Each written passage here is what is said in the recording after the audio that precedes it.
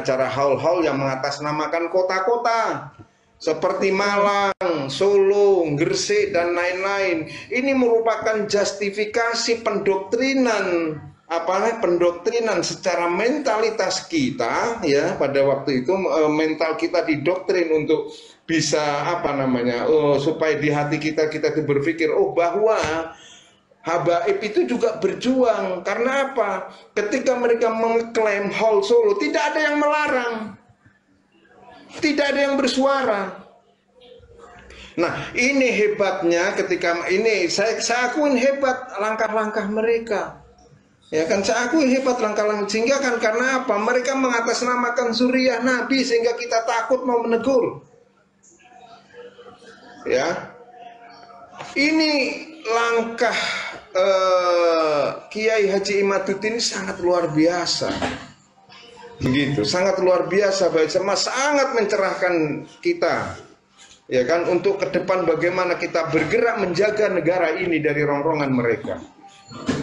Makanya sekarang begini, begitu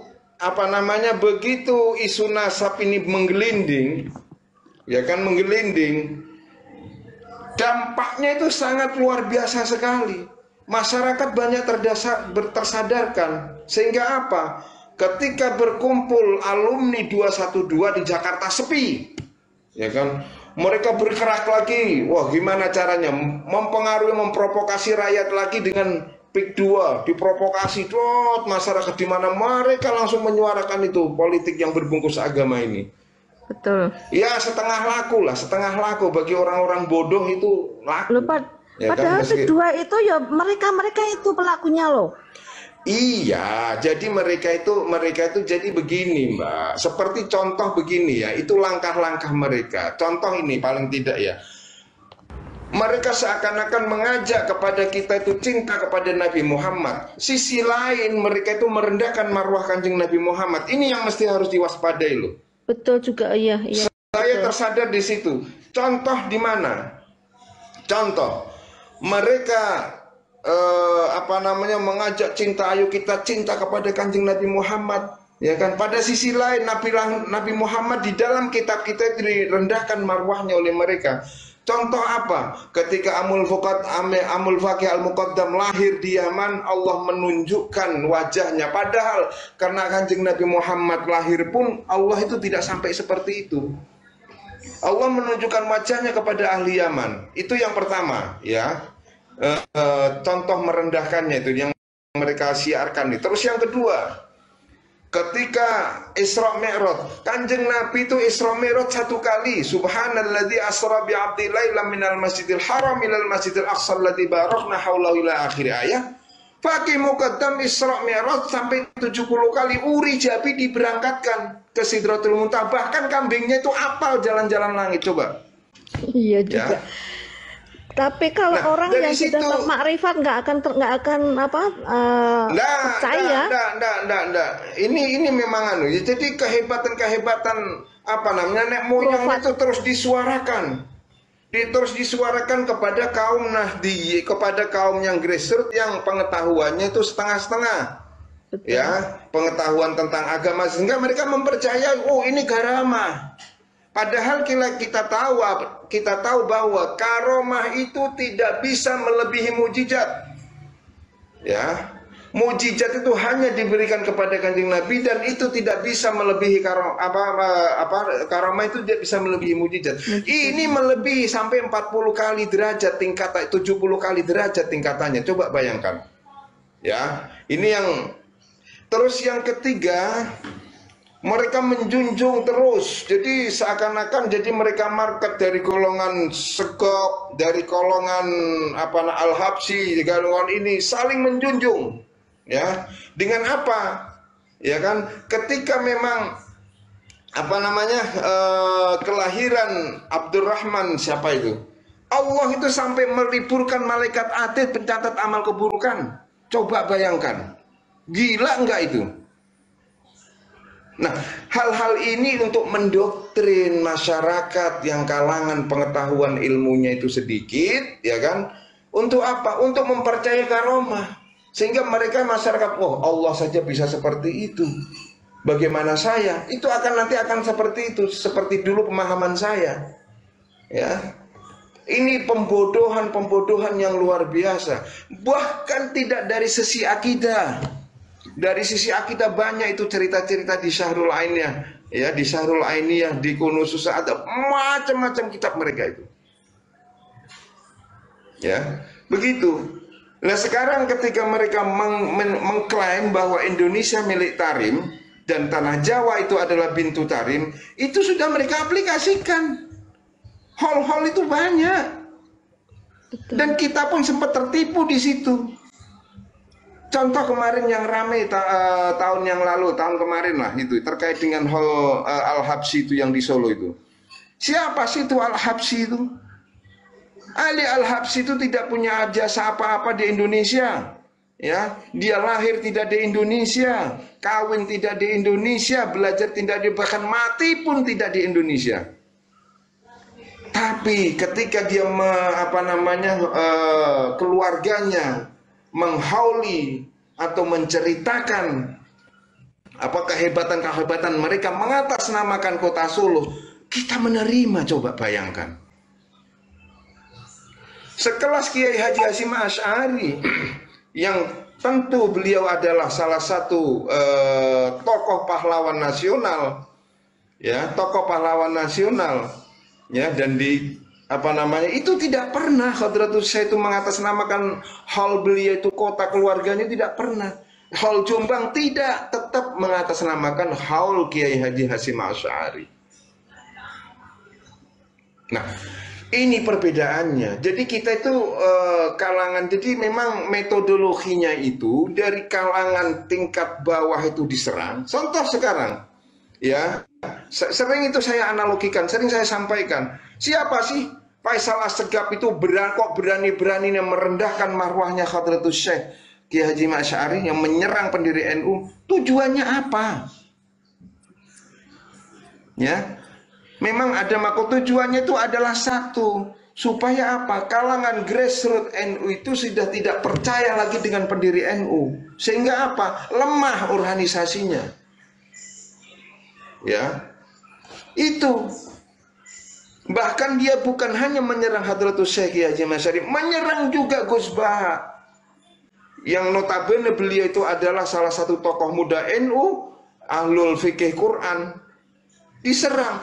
Tapi di sisi lain, kapib-kapib yang lain, muteri Kiai Gus Baha ini muteri.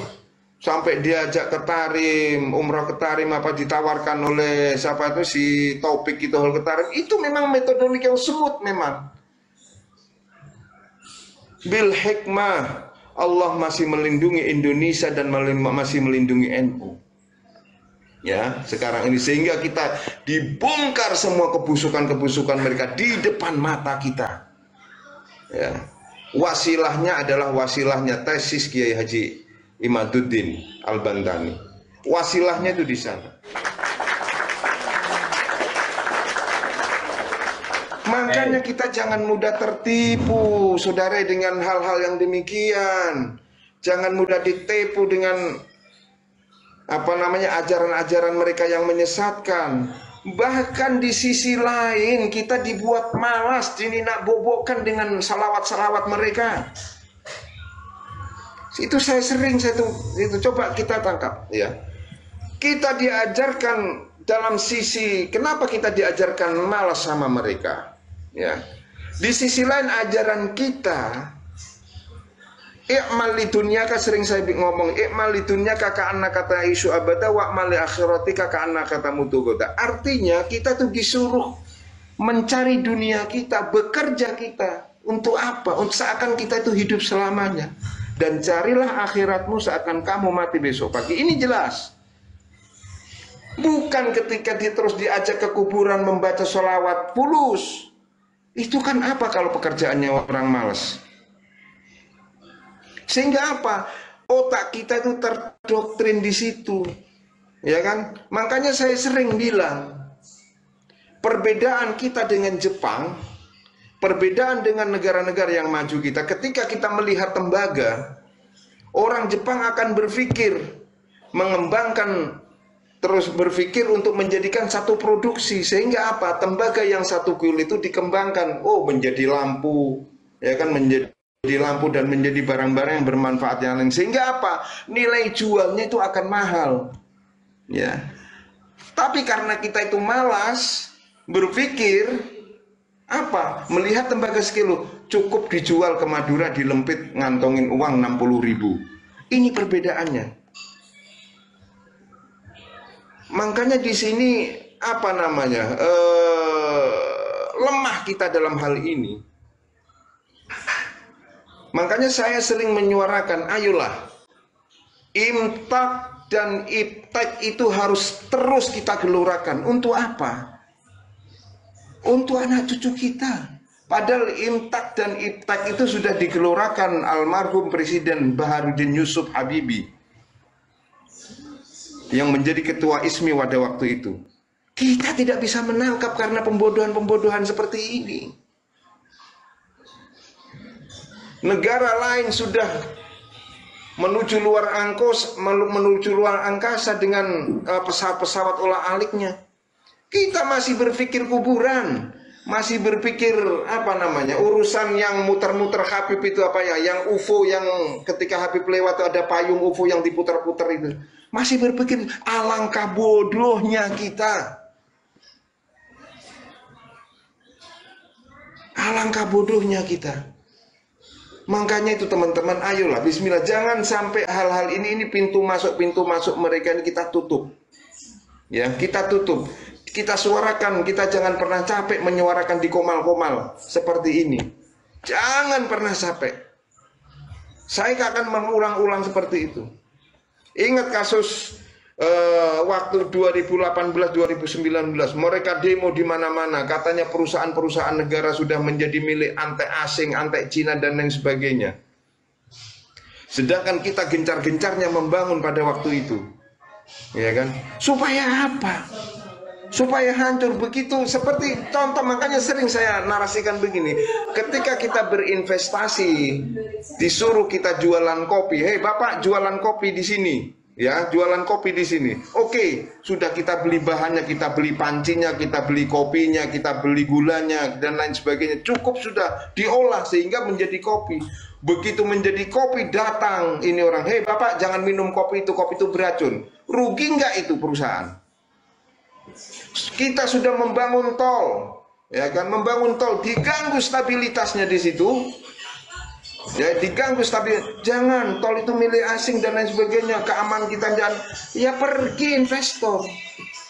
Makanya saya bilang, ketika memang kita bercita-cita bahwa Indonesia akan baldatun thayyibatun wa rabbun ghafur, syarat dari baldatun thayyibatun wa rabbun ghafur itu adalah baladan aminan, negara yang aman.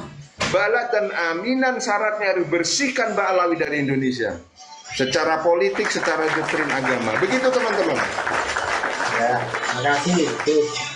Ya, ini ada cewek-ceweknya, ini ada Mbak Yumi, ada Mbak Sanum, sebelum Mas Moko, Mbak Ko, Mbak Sanum ada narasi. Monitor Mbak Sanum, Oke, Mbak Ko, silakan Mas Mbak Ko. Oke, makasih teman-teman. Assalamualaikum. Waalaikumsalam. Saya sepakat seperti apa yang disampaikan saudara kita yang terakhir tadi, sangat sepakat. Tapi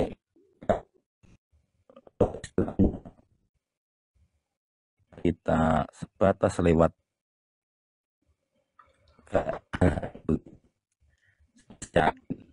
ini dianggap kita ini dianggap ibarat. Putus Bang Bako. Mas Bako, putus-putus Mas Bako. Cari sinyal tempat yang sinyalnya agak bagus, suaranya putus-putus. Ya. Oh, sinyal mungkin karena efek sinyal mungkin. Sinyal ya betul, sinyalnya merah penuh gitu. Halo. Masih putus-putus. Aman, yuk. Oh. Ya sudah dia untuk saudara yang lain aja. Masih putus-putus. Mungkin Masih putus-putus. Masih putus-putus. Aku nambah sedikit aja deh dari Bang Cocot Balawi. Aku hanya ingin mempertegas apa yang ditarik dari Bang Cocot Balawi itu satu, bahwa kelompok mereka bukanlah kelompok orang-orang yang bertuhan. Ingat itu. Kenapa? Karena mereka berani mempermainkan Tuhan dan nabinya. Mereka nggak peduli. Yang penting mereka bisa berkuasa. Agama itu hanya alat buat mereka. Ingat itu baik-baik. Perhatikan itu baik-baik perkataan saya malam ini. Mereka bukan kelompok orang-orang yang beragama dan bertuhan. Itu satu ya. Yang kedua, oleh karena kita sudah tahu mereka bukan orang-orang beragama dan bertuhan, maka halal segala cara bagi mereka. Termasuk korupsi, termasuk menipu, termasuk mengkerdilkan. Etika dan moral tidak akan dipakai. Bahkan yang mereka pergunakan itu memutar balik. Karena apa? Satu, tidak bertuhan. Orang bertuhan itu tahu malu. Orang bertuhan itu pasti tahu malu. Karena iman itu ada malu. Kalau nggak punya malu, nggak punya iman. Kembali lagi ke nomor satu, karena mereka tidak bertuhan. Nggak peduli mereka. Kalian itu mau jadi apa tuh nggak peduli. Maka dari itu kawan-kawan, harus siapa lagi yang bisa, apa ya ayatnya itu ya, yang menolong suatu bangsa. Nasib suatu bangsa itu bisa berubah kalau bangsa itu sendiri mau merubahnya. Ingat itu, kalau bangsa itu sendiri mau merubahnya. Tapi kalau nggak mau merubah, ya sudah, ditelan. Ditelan oleh siapa? Oleh orang-orang yang tidak beragama. Nanti mereka akan ciptakan agama mereka sendiri. Tujuannya apa? Untuk mengekang kalian, mengekang kita-kita ini. Anak cucu kalian semua jadi babu. Ingat itu. Sekian dari saya. Monggo yang lain dilanjut.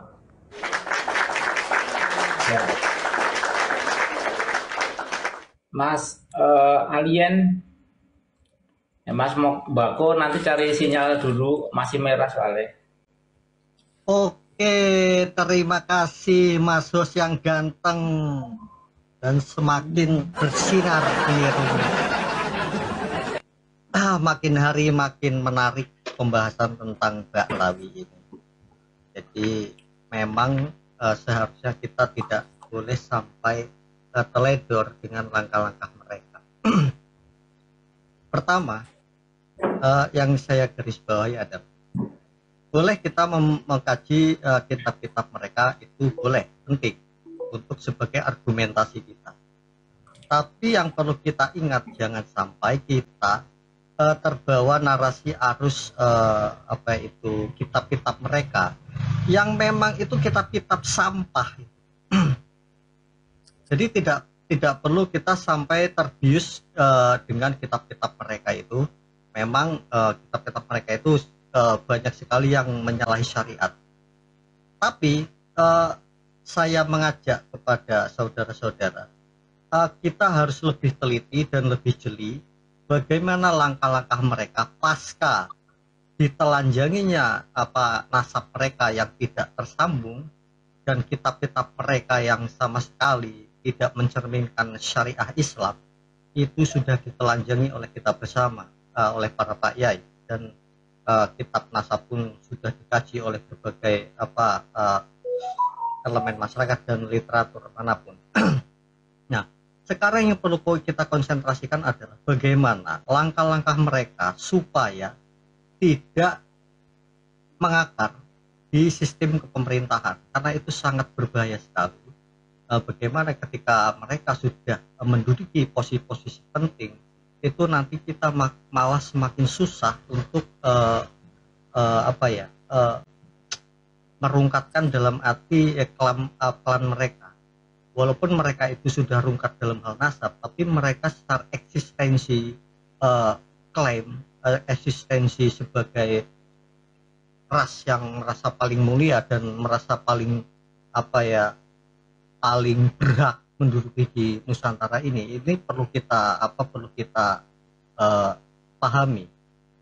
Jadi untuk langkah ke depan, bagaimana kita secara politik praktis itu kita harus bisa untuk mendeteksi mereka berada di posisi mana, dan kita harus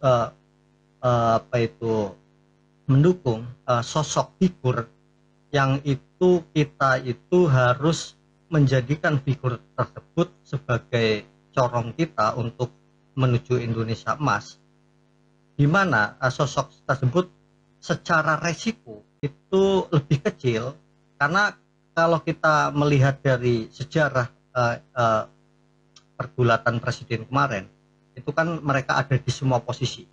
Tapi yang perlu kita perhatikan, bagaimana kita mengambil figur yang resikonya lebih kecil, yaitu bagaimana mereka itu didukung, walaupun ada yang didukung tapi porsinya kecil.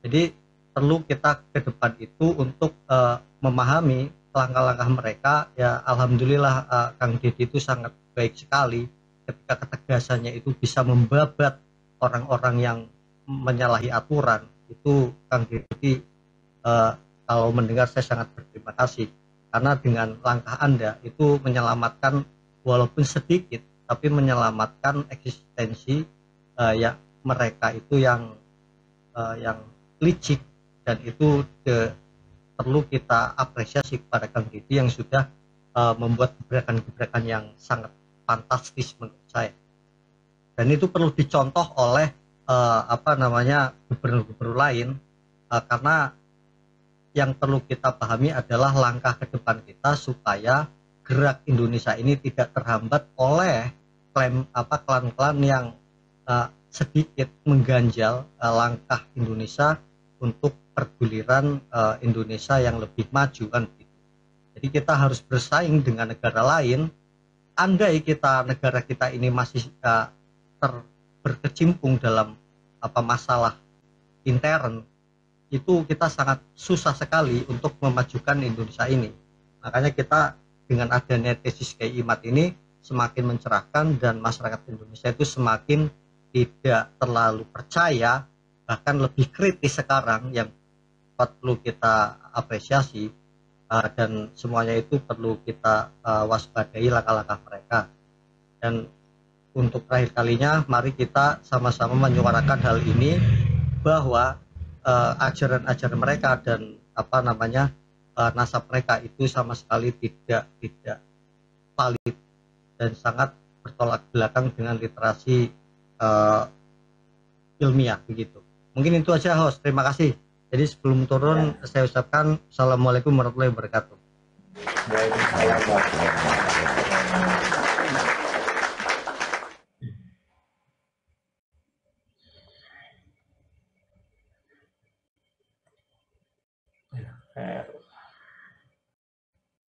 Lanjut. Gedein aku sedikit host. Ya silakan. Nah, aku cuman mau mejeng aja. Siapa tahu di antara 50 mata memandang yang tadinya memiliki keraguan, sekarang jadi lebih paham lagi. Yang tadinya bingung, sekarang menjadi lebih paham lagi. Ini mohon maaf, ini gambarnya sedikit agak terlalu kecil karena memang nggak muat. Tapi pada intinya begini, Habib Ba'alawi itu mustahil keturunan Nabi. Satu, kenapa? Di situ dapat dilihat itu jalur mutasinya Habib Ba'alawi itu yang G, itu yang warna merah itu. Sementara dari jalur Banu Hashim itu dari jalur yang warna hijau, J haplogrupnya J1. Nah, Ba'alawi itu mempertahankan mutasi mereka sedari dulu, ya. Sementara J1 berkembang, memiliki mutasi baru J1 dan D2, kemudian J1 menurunkan Banu Hashim. Maka bagaimana bisa dibilang Habib Ba'alawi itu keturunan dari Nabi Ibrahim? Sementara Nabi Ibrahim saja berada di dalam satu kelompok J1. Mustahil. Mereka mau bilang punya kitab nasab yang diturunkan dari Jibril sekalipun, ya, DNA mereka teriak-teriak, bukan, bukan. Itu kenyataan realita. Jadi kalau sudah tahu seperti ini, ya, haram hukumnya, sekali lagi, haram hukumnya untuk percaya kepada mereka lagi. Terutama ketika mereka mengatakan, aku cucu Nabi, maka tunduklah kepadaku dengan segala macam alasan, dengan segala macam buayan, dengan segala macam khurafat. Haram hukumnya. Masih ngikutin, kalian berarti sudah menjadi pengkhianat. Pengkhianat akal, pengkhianat rasio, pengkhianat ilmu. Kalau kalian masih tetap, ya, membela-bela mereka, nantikan saatnya ketika kalian punya anak cucu keturunan cuman jadi babu. Demikian dari saya, host. Ya.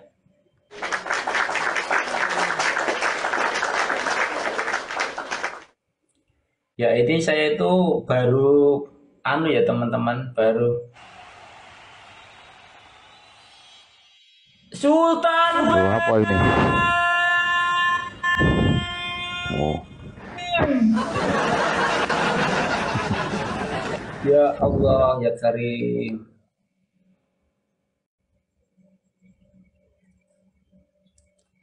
Terima kasih Sultan Beng. Mas, alhamdulillah sudah dapat kebun bunga, bukan kebun singkong ya. Iya, kebun bunga itu kalau diuangkan jadi uang, bukan jadi korban. Saya itu browsing itu loh Bang, upload grup Sultan Bang. Udah kayak nonton bola aja nih hostnya nih. Ya. Gol. Ini kacamata ini juga gitu Pak. Ya Allah ya. Ini loh Bang, upload grup betul enggak itu yang di yang Dewis itu seperti itu apa Balawi. Oh gini host, aku terangkan sedikit ya. Ya. Jadi Yahudi itu pun sekarang sudah dibajak. Ya, ya. Mereka sudah dibajak oleh Haplogroup G. Sudah selesai. Kan sekarang udah lama ya itu dibajaknya. Ya sudah dibajak, artinya sudah selesai. Bangsa Israel itu sudah bukan punah ya, sudah tidak ada. Bukan tidak ada orang yang nggak ada, bukan. Tapi adat istiadat, tata cara mereka segala macam itu sudah sirna. Mereka sudah hilang sejarah. Karena apa? Yang membajak itu ya Haplogroup G. Sama ketika Bani Wali Songo mencoba mengikut arahan dari Ba'alawi. Ini loh, kamu lewat Asmat Khan. Nah seperti itu. Jadi Yahudi yang asli itu